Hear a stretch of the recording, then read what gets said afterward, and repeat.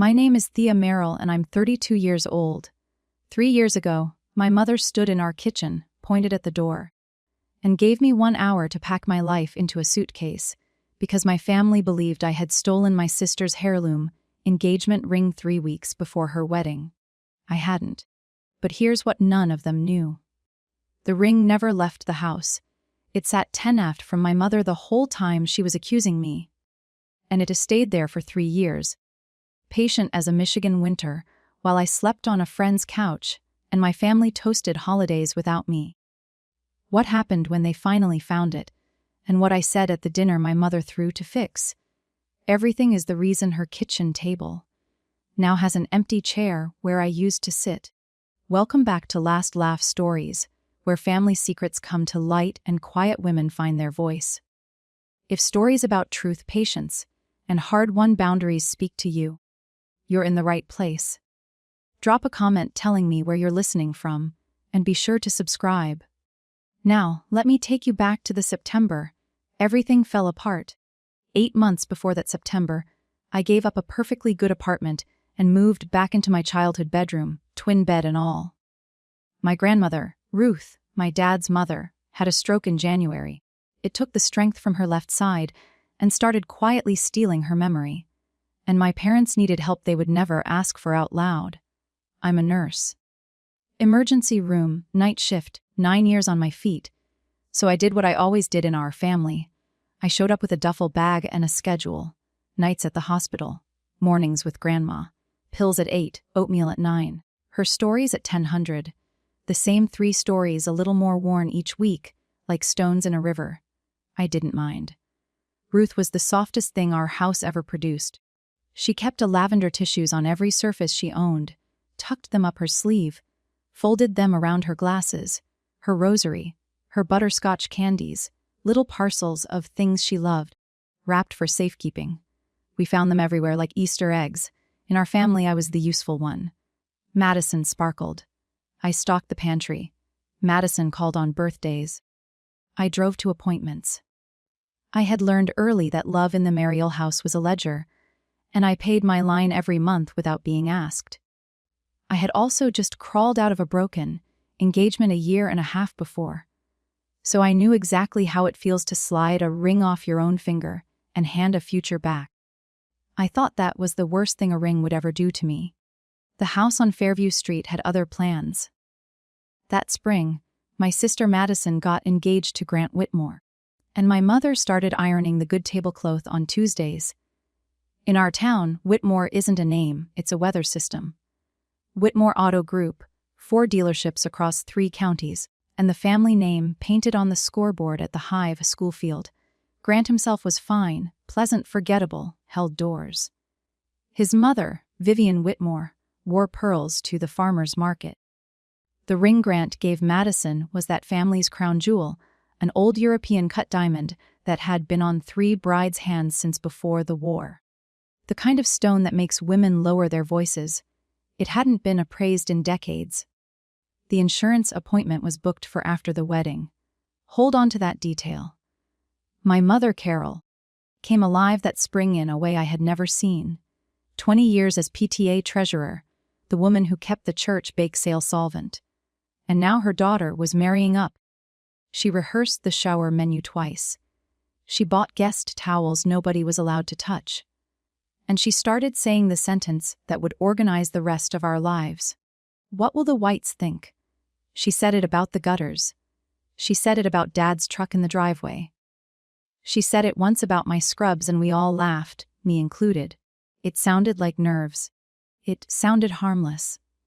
The way a dripping faucet sounds harmless until you learn the floor is rotting under it. I had no idea that question was about to cost me my house key, my sister's wedding, and 3 years of my life. Neither did the quiet little vent in my grandmother's bedroom floor.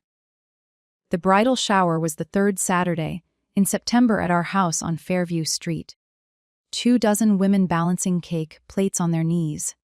We reconstructed that afternoon so many times afterward that I can walk it like a museum. 200 Madison runs upstairs to Grandma's room because Ruth wasn't strong enough for the crowd and Madison, to her credit, wanted her to see the ring. She sits on the edge of the bed. Ruth's hands are cold, so Madison pumps rose lotion into them and works it in. And the ring goes into the little china saucer on the dresser, the one that held bobby pins when I was a girl. The dresser stands against the wall beside the window, directly over a floor register as old as the house. A cast iron grate with louvers, pretty as a postcard, and dark as a well. 10:02 my mother calls up the stairs. Cake time. Photos. Come down, come down. Madison kisses Grandma's forehead and goes, hand still slick, ring still in the saucer. 1:30. I come up the back stairs with Grandma's afternoon pills. She had a tissue out, folding it around something with great ceremony, the way she wrapped her glasses and her candies. I remember saying, "Save your tissues, Grandma," and helping her with her water glass. Then I went back down to refill the punch because useful is a full-time job. 400. Madison comes up for the ring. The saucer is empty, and here is the detail I need you to hold. The one nobody held that day. Nobody ever looked at the vent. Not that afternoon. Not that year. You can't see into it standing up. The louvers angle the light away. The police would have looked, but nobody called them. That decision came later, and it wasn't mine. By 4:15, the shower was a search party in floral dresses. We emptied the dresser. We stripped the bed. We shook out every blanket Ruth owned and lifted the mattress while she watched from her chair, hands fluttering, asking who lost what, sweetheart. My mother went through the trash bags with kitchen gloves, elbow deep in cake and napkins. Somebody suggested delicately that guests might check their purses in case the ring had been knocked into one. And every woman in that living room turned her bag out with a face that said she would rather be anywhere else. Vivian Whitmore arrived at 5, summoned by Grant. She didn't search. She stood in the doorway of my grandmother's room with her arms crossed like a building inspector, and she asked one question. Who was up here? The answer was a short list. Madison, before the cake. Me with the pills, and Ruth, of course. But Ruth couldn't remember breakfast, so Ruth didn't count. That was the actual phrase. She doesn't count, said gently. The way people are cruel when they think they're being kind. Downstairs had been a herd of witnesses all afternoon. The back stairs were visible from the kitchen. Upstairs had been me. I said so myself, plainly, because I had nothing to hide and no idea yet that honesty is a poor umbrella in a storm of embarrassed money. By 6, the guests were gone. And my mother stood at the counter with Vivian Whitmore, speaking too quietly. When they stopped, both of them looked at me at the same time. If you have ever had a room suspicion settle on you, you know the temperature of it. It moves in like a draft, and it finds every crack a family has. The next morning, Sunday, Vivian Whitmore came back with a coffee cake, nobody touched, and a piece of information she had been polishing all night. Her jeweler, her personal friend, she said. The way some people say their senator had mentioned weeks ago that a young woman from our family had come in and sold a ring. That part was true. 5 weeks earlier, I had walked into H. Halstead's on Main and sold my own engagement ring, a modest solitaire from the engagement that had ended a year and a half before all this. I got $3,800, and I had the receipt in a shoe box with my tax returns because I keep receipts the way Grandma kept tissues. I was saving for a down payment on a house. That was the whole plan.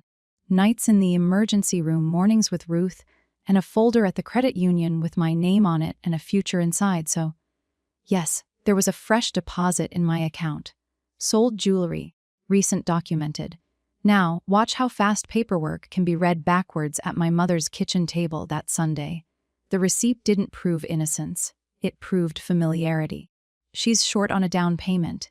She was the only adult upstairs. She knows how to sell a ring. She even knows the man at the counter.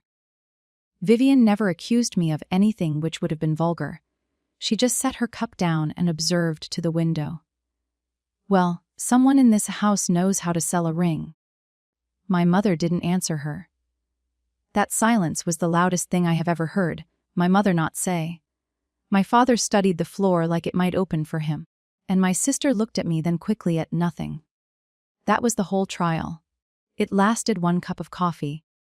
I did everything right that week, and I need you to know it because for 3 years, my family's version was that I got defensive. Monday morning, I said the sentence you're supposed to say. Call the police. File a report, let them photograph the room. Pull the timeline, do this properly. 2 mothers said no in the same breath. Vivian. Because a police report 3 weeks before the wedding meant an item in the county paper. Questions at the club. A stone thrown into the smooth pond of the season. An awkwardly in heirloom that had never been insured under Madison's name. My mother, because Vivian said no first. I brought my bank statements to the kitchen table and asked. I brought the receipt from Holstead's, my payobs, the credit union folder. My mother slid them back across the table without putting on her glasses. Nobody thinks you planned it. Sweetheart, she said. Stress does strange things to people. A wedding this size, your engagement ending the way it did. The word alleged never entered our house. They skipped straight to forgivable. I offered to take a polygraph and pay for it myself. I had found a man in Lansing who charges $400. My mother closed her eyes like I had sworn in church. Why do you always have to make things bigger, Thea? Bigger. An investigation was bigger. A quiet confession was smaller, tidier, done by Friday. My father, a man who could rebuild a transmission blindfolded, spent that week studying the kitchen floor like it would be on a test. On Wednesday, my mother made her final offer in the voice she used for returning things to stores. Give it back quietly, no questions. And this never happened. There was just one problem with the deal. I didn't have it. Thursday night, she asked one last time, and I gave her the only thing I had. I can't return something I never took, and my mother looked at me with actual grief. Real tears. The kind you can't fake, because here is the terrible arithmetic of that week. She truly believed she was choosing between one stubborn daughter and an entire future. Madison's marriage. The Whitmore's goodwill. The family standing in a town where standing is currency. She stood by the stove, gripping a dish towel like a rope, and said, I can keep this family together. Or I can keep you, I can't do both. She gave me an hour. I took 40 minutes, 1 suitcase, and a cardboard box scrubs the shoebox of receipts. A jar of Grandma's strawberry, jam from 2 summers back. Grandma was asleep down the hall. I stood outside her door with my hand flat on the wood, and I didn't wake her, and I carry that still. Madison stayed in her room. I heard her crying through a door she did not open. It was my father who followed me to the driveway. He didn't argue with my mother. He had spent a marriage not arguing with my mother. He pressed an envelope into my hand, $200, and squeezed my shoulder once, his entire defense of me, folded into paper. I drove to my friend Dana's place across town and slept on her couch with my shoes on. 5 weeks later, my sister got married. I found out how it went from a hospital parking lot.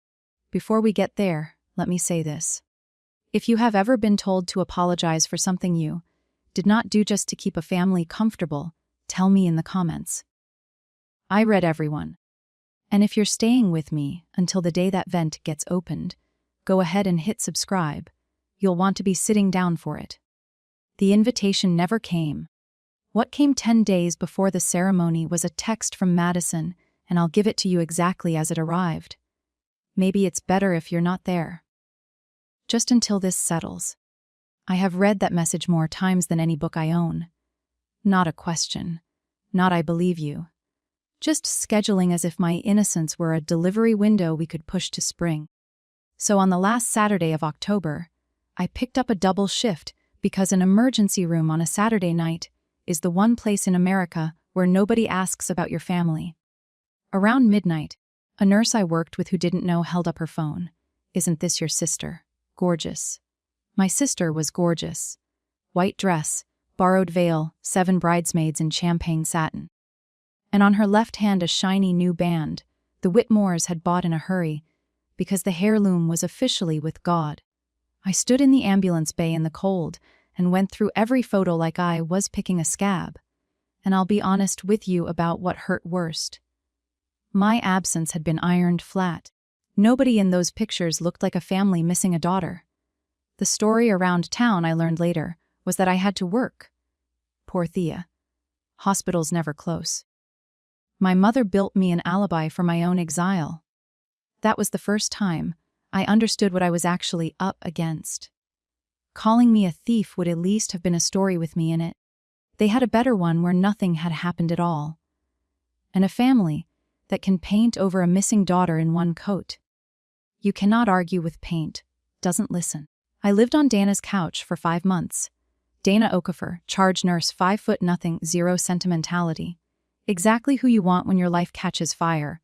She fed me, ignored my apologies, and confiscated the 20 bills I kept hiding in her coffee canister. One night in November, she found me reorganizing her pantry at 200 in the morning. Alphabetizing soup like it owed me money. And she leaned on the doorframe and said the sentence a therapist would bill me for a year later. You nurse everyone, Thea. Sit down and be nursed. I didn't know how. That's the truth this story turns on. So, I'll say it plainly. Being needed was the only way I had ever felt safe.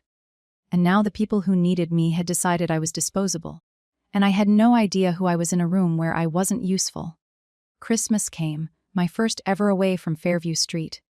I worked the day shift, then drove Dana's car past the old house at dusk just once, and I'm not proud of it. The windows glowed yellow. The wreath was up. The whole postcard hummed along without me, and I didn't stop. 2 days later, my phone lit up. Mom. I was elbow deep in an IV start and missed it. The voicemail was half a minute of kitchen sounds, a chair scraping, breathing, then nothing. She had pocket-dialed me, or she had tried and lost her nerve. I'll never know which. I saved it anyway. For a year. That accidental half-minute of my mother's kitchen was the only proof I had that I ever lived there. In February, I rented a studio with a door that locked, and the lock made a sound I still love. In the spring, I made my last formal attempt to be somebody's daughter. I wrote a letter, typed polite, 2 drafts, proposing that the family hire a licensed private investigator to look at everything fresh. The timeline, the guest list, the pawn shops, all of it. I offered to split the cost. I mailed it to my parents and a copy to Madison. And for 9 days, I checked that mailbox like a woman waiting on biopsy results. The answer came back through my sister's second hand, which is how my mother preferred to lose arguments. Mom says digging it all up again will just hurt everyone. Read that twice. The truth was now the threat. The lie had become the thing everyone needed to protect. And one here is the trap. The one I want you to see clearly, because it catches good women everywhere. Every road to clearing, my name ran through people who needed me guilty. A police report needed a victim willing to file one. An investigator needed the family's cooperation. Even the town gossip needed my mother's permission to change direction, and my mother had already chosen her story. A stressed, jilted daughter did a desperate thing, and a gracious family absorbed it quietly, with dignity. My innocence had no venue. There was no office to visit, no form for this, no appeals window. You cannot subpoena a kitchen, so I did the only thing left. I stopped knocking. I put my head down, worked my shifts, paid my rent, and let the silence set like concrete. 15 months after they put my suitcase on the driveway in December, my mother finally called me on purpose. She had an offer, and it was worse than the silence. She called on a Tuesday using her church voice, the one with no edges. Thea, honey, it's almost Christmas. This has gone on long enough. For one stupid golden second, my chest lifted. I thought the next words were, we know it wasn't you. What she offered instead was a script. Say the wedding stress got to you. Say the breakup left you, not yourself that year. We on-call tell people it was given back and it's over. Nobody will ever mention it again. Come home for Christmas. Every word had been sanded smooth. I could hear the practice in it. She wasn't being cruel. Understand that or nothing in this story works. My mother was offering me the only mercy her world contains. Re-entry without truth belonging at the price of a confession. All I had to do was carry the crime so the family could stop carrying the question. I looked around my studio at the couch from an estate sale at the one plate drying by the sink. I wanted that Christmas table so badly my teeth hurt, and I heard myself answer calm as a nurse reading vitals. I'd rather be homeless with the truth than home with a lie. My mother went quiet for a long moment, then softer, almost to herself, the words from her stove, the ones that ran our family. I can't do both, Thea. I hung up before she could hear me come apart. In January, I changed my number. I took a hospice job in Grand Rapids, an hour and 15 minutes west, packed the studio into a rented trailer, and drove out of my hometown at exactly the speed limit, watching it shrink in the mirror. The old door had closed for good, and I was the one who had finally stopped holding it open. Grief and freedom can ride in the same car. Nobody tells you that. Hospice work sounds like sorrow from the outside, and some days it is. But mostly it's the most honest room in America. I sat with dying farmers, dying teachers, one dying judge, and I started keeping an unofficial list of the things people say at the end. They say, "I wish I'd called my brother." They say, "Tell her I know it was never about the casserole dish." Nobody, not once, has ever said, "I'm glad I protected appearances." A nobody dies proud of the neighbor's opinion. That list rearranged me. I found a therapist named Ellen Cardigan and whiteboard. And one Tuesday, she looked over my whole over-explained life and said quietly, "You think love is a shift you have to keep covering." I sat with that the way you sit with a diagnosis that explains every symptom you've ever had. Then came the ugly homework, saying no. I said no to a double on my birthday and sweated like it was suspect. I said no to a stranger's request for free medical advice at a barbecue. And the world insultingly did not end. And every Sunday at 4, I called the Maple Glen, the memory care home back in my hometown, and asked for my grandmother. They had moved her there the first winter after I left. Once there was nobody home during the day to watch her. Some Sundays she knew me whole. The bird, she'd say, "Are you eating?" Some Sundays I was a nice stranger she was happy to chat with. One Sunday she called me the girl who smells like lavender, and I laughed in a grocery store parking lot until it turned into the other thing. I never told her what had happened, and she never asked why I didn't visit. That phone line was my one unbroken thread back to Fairview Street. That April, I did something I had never done in my life. I bought a door of my own. The bungalow sat on a maple-lined street on the west side of Grand Rapids. 900 square feet of 1954 optimism. Green shutters, a crooked porch light, a backyard just big enough to bury an old life in. I had been renting month to month near the hospital, and I had been saving for a down payment since before Fairview Street went wrong. That famous folder at the credit union, the deposit they had read as evidence. 3 years of night shifts and no vacations. In April, I signed my name at a title office until my hand cramped. And a woman in a blazer slid 2 brass keys across the table like they were nothing, like they weren't the whole point of America. Dana drove up with champagne and a house plant, and we drank out of moving box mugs on the crooked porch. That night, after she left, I sat at my new kitchen counter and took out my keyring. And there it was, where it had lived since I was 16. The key to my parents' house, worn a brass square head. The shine loved off it. My mother, in all her tidying of the story, had never asked for it back. For a while, I just held it. Then I took a padded envelope from the junk drawer, dropped the key in, and wrote the Fairview Street address on the front. No letter, no note. There is nothing to say that a key can't say better. I mailed my childhood back to my mother on a Tuesday morning, and I kept the 2 brass keys that had my name on the paperwork. She never responded. Not a text, not a card, nothing. It would be a long time before I learned what she did with that envelope. And when I finally did learn it, standing on my own porch, it undid me a little. We'll get there. 2 months later, the Sunday phone line broke. I called Maple Glen at 4, like always there in the front desk girl Kayla Sweet. Choose her pen put me on hold too long, and came back with a stranger's voice. "I'm so sorry. The contact list for Mrs. Mariel has been updated. Calls our family listed only now per the responsible party." The responsible party on paper was my father. Grandma was his mother. But anyone who ever knew our house knows whose hand fills out the forms. Dad's name was on the line. Mom's pen did the writing. It had since before I was born. That's not a crime. It's paperwork, and somebody has to do it. But paperwork is a fence, and a fence works on whoever is standing outside it. I explained I was her granddaughter. Kayla knew. Kayla was miserable. Kayla had a list in front of her with my name lined through, and the woman I could hear laughing down the hall by the med cart had no idea I was on the phone. I'm a nurse. I have enforced 100 lists exactly like that one. I knew precisely how legal it was, and I knew precisely what it was for. I wrote grandma letters after that. Big print, short sentences. Lavender paper. I'm not above symbolism. 2 came back marked return to sender in my mother's teacher.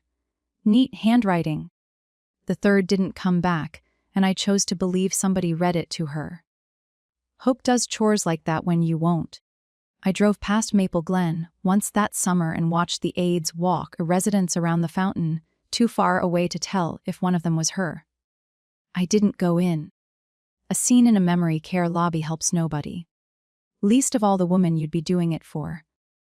The last thing my grandmother ever gave me was a dial tone, and I didn't know it yet. Grandma died on a Tuesday in October, and I found out on a Thursday from the internet. My cousin Lynn shared the funeral homes page. Ruth Muriel, 86. Beloved mother and grandmother join her husband after a long illness. Services were held past tense Wednesday. They buried her before I knew she was gone. I sat at my kitchen counter reading the obituary my mother had written, and there I was right in it, survived by 2 granddaughters on paper. I was still family paper is where my family does its best work. As I don't rent 10% of only the bone. But I went in hospice was the one plating on earth that made sense and very pleasant that straight lighted some polished. Over it at Wilfred way held over till near meant to him. Friendly tone. I was radiantly late. Home. Off key, both of them present. Nobody's name lined through anything. And at some point I had to step into the supply closet for a while. And that is all I will say about that. Here is what I kept from that month. Grief without a funeral is a casserole nobody picks up. It just sits there going wrong. I never got the proof of goodbye. The flowers, the folding chairs, the bad coffee, the furniture of it. My mother took that from me, and I honestly don't think it was hatred. It was housekeeping. A loose end tucked in before company came. I can keep this family together, or I can keep you. She had kept it all right. Neat as a hospital corner. 3 weeks later, a package with a law office's return address arrived on my crooked porch. And I opened it expecting nothing, because expecting nothing had become my religion. Inside, wrapped in enough bubble wrap to ship a piano, was a dented tin recipe box older than my mother, painted with faded strawberries. A letter on legal stationery explained, Mrs. Mariel had left handwritten instructions with her attorney, prepared years before her stroke, that certain personal things go to named people. To Thea, my recipes, because she is the only one who stirs with her wrist the way I taught her. I read that line in a lawyer's typeface, heard it in Grandma's voice, and sat down on my kitchen floor for a while. Inside were 40 years of index cards in her looping hand. Church cookbook, shorter-hand oven temperatures for a stove that no longer exists. Her honey cake card was so greased it had gone, translucent at one corner, like a little window. And tucked between the hot dishes and the pies, a photograph. Me age 7, standing on a kitchen chair in a flour-dusted apron, grinning around a wooden spoon. She had decided what I was before any of it happened.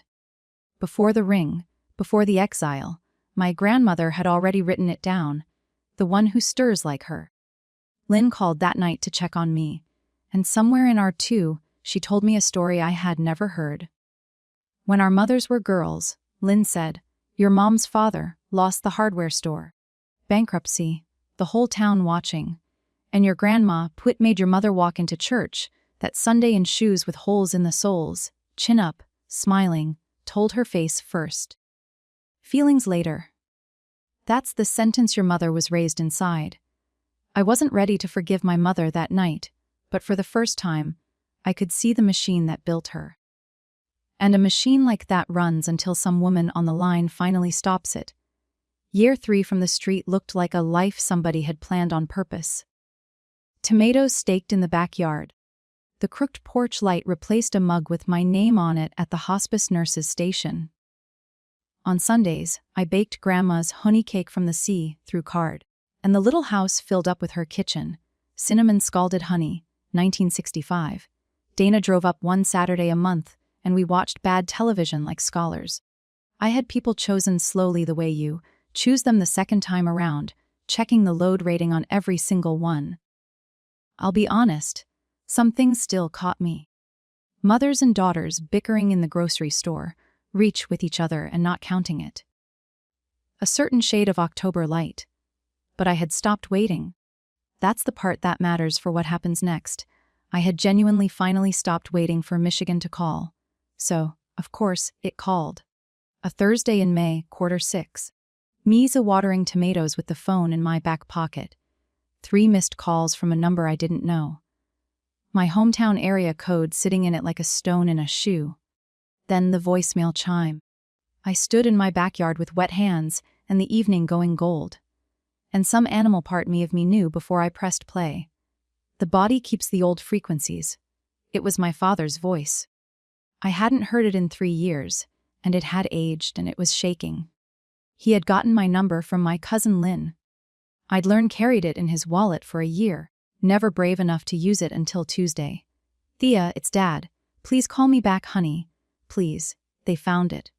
Before I play you the rest, a quick word from me, not a script. If you ever rebuilt a life out of one suitcase and a friend's couch, put the word rebuilt in the comments so I know I'm not alone out here, and subscribe, because what my family did next I still hardly believe. I stood in the tomatoes and called him back, and my father answered on the first ring, and the story came out of him in pieces like he had carried it up a hill. They were selling the house too big now, too many stairs for their knees. A realtor with opinions. The inspection flagged the furnace. The same iron monster that had crouched in that basement since before Dad was born, and the buyers wanted it gone, along with the original ductwork. So on Tuesday, a crew came, and a duck man named Denny spent the afternoon pulling rusted runs of pipe out of the floors like bones out of a fish. Under Grandma's old bedroom. At the elbow joint below that pretty cast iron register, something had been resting on a ledge of rust for 3 years. Denny reached in with gloves and brought out a wad of tissue, brown and brittle, mummified by 3 winters of forced air. He almost threw it in the debris bag. Almost, it had a weight to it, he said. He unwrapped it, kneeling on the hallway runner. The rug I used to sled down in socks. And there, in a nest of what had once been a lavender tissue, sat the old European cut diamond that 3 brides wore before my sister. It never left the house, Thea. My father's voice went to gravel. It was under the floor the whole time, 10 feet from where your mother told you to pack. I didn't say anything for a long moment, and neither did he. 3 years of my life quietly rearranged themselves around one wad of Kleenex, and the sound I finally made was half laugh, half something that has no name I know of. Then Dad said the thing I could not have predicted. Your mother sat down on the stairs when Denny held it up, sat right down in front of a stranger. She didn't speak for an hour. Thea, I have never seen your mother not speak. Once you know where the ring was, the whole thing reassembles itself in about 90 seconds. And then you spend the rest of your life wondering why nobody ran the film backwards sooner. Grandma Ruth, alone with a sparkling treasure in a saucer, did what Ruth did with every precious thing in her last years. She wrapped it up safe, a tissue from her sleeve folded with ceremony. I watched her do it. I teased her about it. Save your tissues, Grandma. And then her shaking left hand, or a nudge of the saucer, or the simple physics of a slick wad of tissue on a polished dresser edge with one direction to go. Through the louvers of a grate nobody could see into down an elbow of duct nobody knew was there, onto a ledge of rust where the heat rose around it every winter, while cocoa got poured downstairs, while a wedding happened while my mother mailed my letters back. There was no thief. There was never a thief. There was an old woman losing her memory, protecting a beautiful thing the only way she still knew how, and a family that needed a culprit before the Whitmore's next phone call. One of those two forces was gentle. The other one cost me everything. Madison called me that night, and I answered, mostly out of clinical curiosity about my own pulse. She was crying so hard the words came out in wet handfuls. The saucer, the vent, grandma. Oh God, Thea grandma. I listened to my sister grieve the discovery of my innocence, and I noticed with a hospice worker's detachment what I actually felt. Anger had boiled off years ago. What I felt was colder and stranger. My family had never been cruel. They had been in a hurry. Convenience does everything cruelty. It just sleeps better afterward. The apologies started arriving like bills. And like bills, most of them were addressed wrong. Madison's came first on paper in an envelope thick enough to need extra postage, and it was a real one. I know the difference now, so let me teach it. A real apology has no ifs in it and no weather report. Hers said, I believed the easy story because believing you would have cost me my wedding. It said, I let Mom handle you because I was a coward. It said, I have told Grant's entire family it was never you, starting with his mother at her own table. No. If you felt hurt, no. That whole misunderstanding. She named what she broke and what it cost. And at the bottom, small. You don't have to answer this. I put it in the recipe box, which is where I keep true things. My father came second in person, unannounced, having driven the 70-some miles with his cap on the truck's seat, like a man headed to confession. He stood on my crooked porch, wouldn't come in for coffee, and said the sentence he had clearly rehearsed the whole drive. I told myself staying quiet wasn't taking a side. It was quiet as a side. Then he told me about the envelope. My key mailed back with no note a year earlier. He said, my mother opened it standing at the kitchen counter and went completely still. Then she walked upstairs and put my key in her jewelry box where her mother's pearls live. She never said a word about it, he told me. But some nights the box sat open on the dresser. My mother came third by voicemail in her church voice. Thea, honey, we were all hurt by this. The wedding was a hard season for everyone. Let's not lose any more time. There it was. The entire architecture load-bearing. We were all hurt.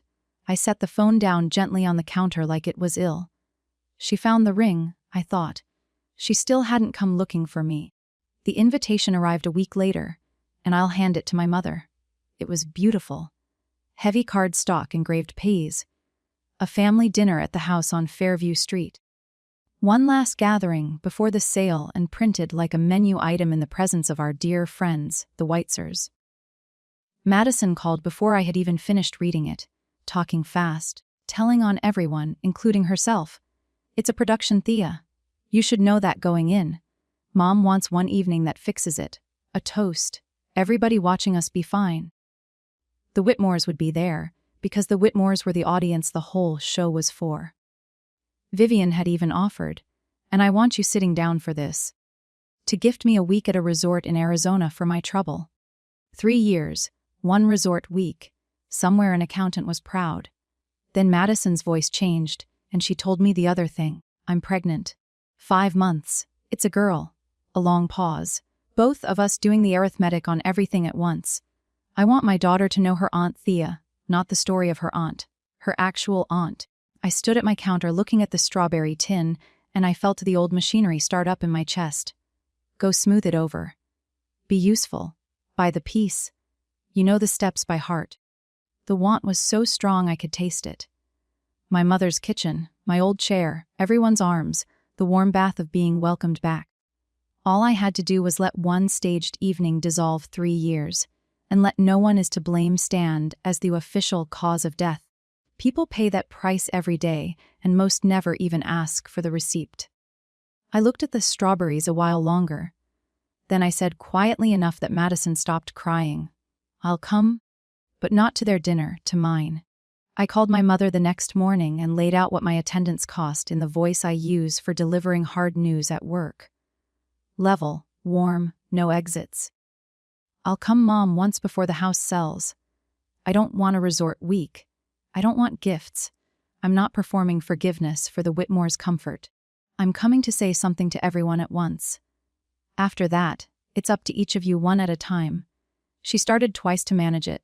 Honey, wouldn't it be nicer if both times I let the silence do my arguing, a trick 3 years of practice had finally taught me? She agreed. My mother agreed to terms. The realtor should have put that in the listing. I took the Friday off and drove east the day before the dinner, but not to Fairview Street. I went to the cemetery out on Route 9, past the fairgrounds, and found Grandma for the first time. Pink granite, her name next to Grandpa's. Everything tidy as her little tissue parcels. I sat right down on the grass and unwrapped a slice of her honey cake, baked that morning from the see-through card, and I ate it there and told her the whole thing out loud.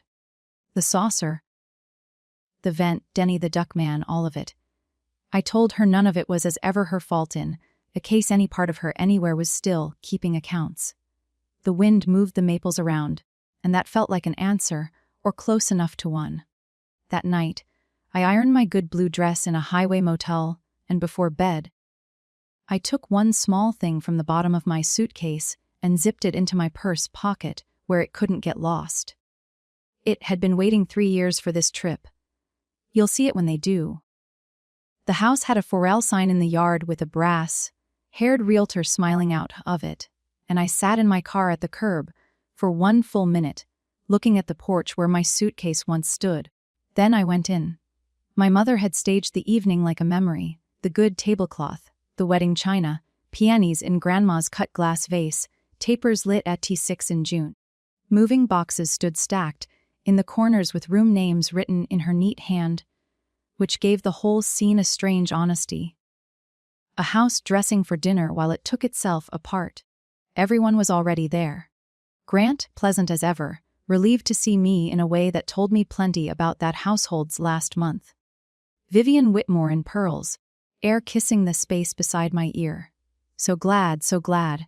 My father hugged me hard and too long and whispered nothing because he didn't need to anymore. Madison, 5 months along and lovely, held on to me like a rope in weather. And my mother appeared in the kitchen doorway, apron over silk, 61 years old, and somehow smaller than the woman who lives on the stairs of my memory, and she said in her voice for company, "There she is, Artha." Our 3 years of exile dissolved into a pronoun. Welcome home by possessive case. I smiled at her and meant about half of it, which was more than I had budgeted for. Then I saw the console table by the stairs. On a doily facing the room like a product sat a small velvet box open. Grandma Ruth's opal ring, the one she wore to church for 60 years. Milk and fire staged, waiting, a prop with my name on it. My mother had planned a reunion. What she got was a reckoning, the quiet kind, the kind you can serve on wedding china. Dinner was pot roast because my mother fights with the weapons she trusts, and it was good.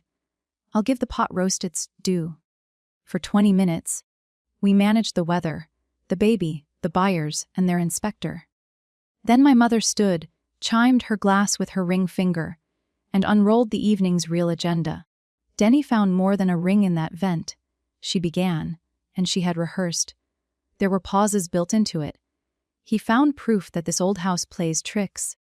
This house took our beautiful ring and kept it, and we spent 3 hard years not knowing what to think. Not knowing, I set my fork down. Mistakes had been made, apparently, by the architecture. The culprit had louvers. No one is to blame, my mother said, arriving at her thesis with her chin high, and I watched Vivian Whitmore nod like a judge accepting a plea. What matters is that our family is whole again. Tonight, we close that chapter forever. Vivian raised her glass. Families heal. Grant raised his because his mother's was up. Madison's hand lay flat on her belly, her eyes on me. My father did not touch his glass. He sat with both hands on the tablecloth, looking at them. An honest man arriving late at the last table of a long war. And then my mother did the thing she had staged the entire evening around. She brought the velvet box from the console, set it beside my plate with the opal glowing in the candle light, and rested her hand warm on my shoulder. "Grandma would want you to have it," she said. "Welcome home, sweetheart." The room lifted its glasses and waited for me to complete the picture. The candles hissed. Somewhere under the floor, clean new ductwork moved June air through a house with no secrets left in it. I looked at the ring for a long moment. Then I folded my napkin. I didn't touch the box. I folded my napkin beside my plate, the way you fold things when your hands need supervising. And I said in a voice I had practiced on nobody, "Before I take anything from this table, can somebody at it say what actually happened out loud? Just once." You could hear the candles burn. My mother's smile held its position like something under orders. "Sweetheart?" And snorts as she said, "We've all agreed." "No, Mom," I said gently. "You've all agreed. I got one letter from Madison and one sentence from Dad on my porch. That is the whole record anyone has ever offered me." Vivian Whitmore set her glass down with a click that was meant to be a gavel. "Surely," she said, "we don't need to relitigate ancient history." And 3 years of swallowed things came up in one level sentence. Aimed kindly, landing exactly where I aimed it. "It's been 3 years, Mrs. Whitmore." History is what we call other people's pain when it's inconvenient at dinner. Her chin came up, the pearls shifted. Grant studied, with his plate with the focus of a man diffusing it. Madison made a sound, half sob, half yes. My mother's fingers found the velvet box and turned it a quarter turn, straightening it, tidying, and watching her hands. I finally understood something that took the anger out of my knees. She genuinely could not say the sentence I was asking for. Some part of my mother had been built without the room that sentence lives in. Her mother had seen to that, and her mother's mother before. A whole hallway of women with their chins up in ruined shoes. The silence went on long enough to grow furniture. And then beside me, chair legs scraped the floor, slow and deliberate. Wood on wood, the sound of every family dinner of my childhood. My father put down his napkin and stood up. "What happened?" My father said to the whole table in a voice that shook and held anyway, "Is that our daughter told the truth and we chose the wedding." The words landed like something soft and enormous. "Bill," my mother said, and this name had an entire marriage inside it. He kept going, eyes wet, big hands flat on the tablecloth. "She asked us to call the police. We said no. She showed us her bank papers. We handed them back. She told us the truth in this kitchen, and we put her clothes on the driveway. That's what happened, Carol. The house didn't do that. We did." He sat down. Nobody breathed. I looked around the table, my sister crying openly now, at Grant frozen mid-thought, at Vivian recalculating the season, at my mother's hand gone still at last on the little velvet box. And what rose in me was not triumph. It was lightness. Somebody else was finally carrying it. I stood up and I said, "My peace in the voice hospice gives you, the one that can hold a hand and a line at the same time. I forgive you. All of you. I mean it. Madison, your letter was brave. And I keep it with Grandma's recipes. Dad, you just paid your debt in full at your own table. And Mom," her eyes came up bright with something between hope and terror, "I forgive you too. All of it truly for free." I let that sit, and then I finished the sentence 3 years had been writing. "But forgiveness is the only free thing tonight. Mom, you found the ring. You never came looking for me." She flinched like the words had weight. And they did. I had carried them 1 hour and 15 minutes in 3 years.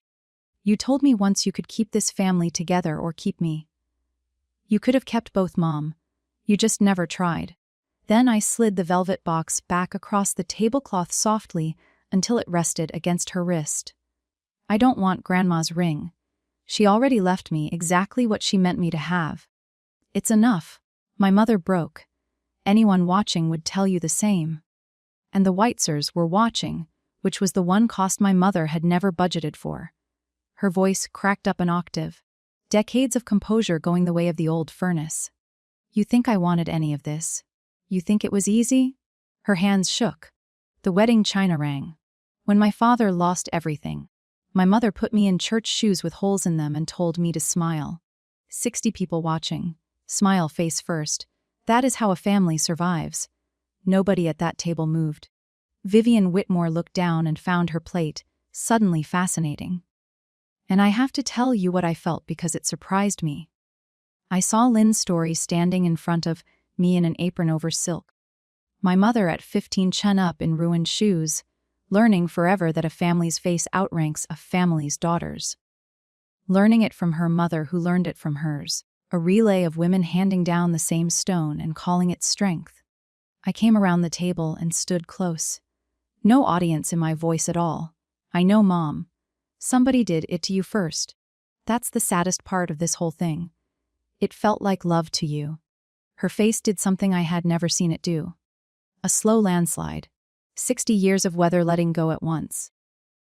Then I turned to my sister because the next part belonged to her, and I put my hand on the back of her chair. Your daughter will never have to earn a seat at my table.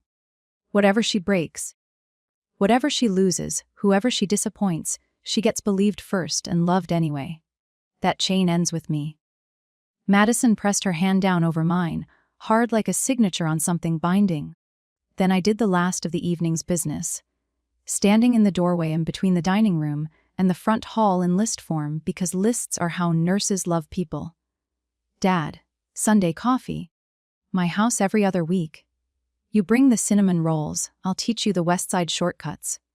And I took the small thing out of my purse. A worn envelope. The $200 he had pressed into my hand on the driveway 3 years before. Never spent. Carried through 2 moves like a splinter and a keepsake at once. I tucked it into his shirt pocket and patted it flat. Coffee's on you for a while. He laughed the way men laugh so they won't do the other thing. Madison, when that baby comes, I'll be in the hallway with my badge on. First aunt on duty. Call me any hour. I mean that clinically. Then Mom. She straightened, still holding the velvet box. The day you can say I was wrong, call me. Not we, not everyone, not the house. You say those words and I'll answer on the first ring. That's a promise. And you have never once known me to break one. Forgiveness is free, Mom. Trust is earned. You taught me that. You just never thought I'd be the one keeping the ledger. She followed me to the door, and at the last moment she reached into her apron pocket, and her hand came out open and my breath went sideways. The old brass key square head shine loved off.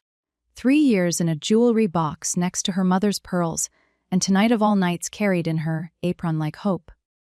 This is still your home, she said. It will always. I closed her fingers back over it gently, the way I do with patients who try to hand me their worry. I have my own keys now, Mom. And I walked out past the wedding china, and the peonies and the for ale sign, and I did not look back at the porch.